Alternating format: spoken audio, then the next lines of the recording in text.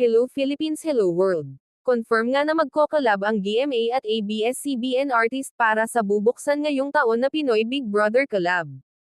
Hindi inaasa ng mga manunood na magkakaroon ng anniversary collab ang ABS-CBN at GMA, nagkaroon na nga ng signing of contract ang dalawang panig na head ng GMA at ABS-CBN.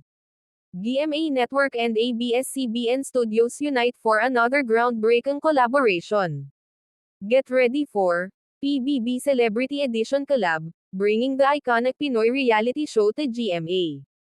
This partnership marks a new era in Philippine television, uniting two major networks for an iconic project. GMA Executive Committee Chairman Mr. Joel G. Jimenez, GMA Senior Vice President Attorney Annette Gozon Valdez, Sparkle GMA Artist Center First Vice President MS. Joy Marcelo, GMA Network President and CEO Mr. Gilberto R. Duavet, Jr., ABS-CBN Chairman Mr. Mark L. Lopez, ABS-CBN President and CEO Mr. Carlo L. Katigbak, Star Magic Head Mr.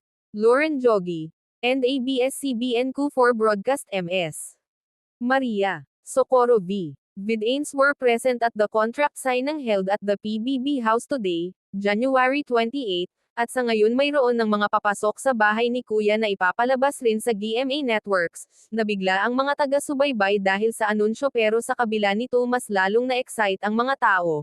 Iilan sa mga konfirmadong papasok sa bahay ni Kuya ang mga GMA Sparkle artist. Sa kabila nito wala pang anunsyo ang magkabilang panig kung kailan ito e-ere sa telebisyon.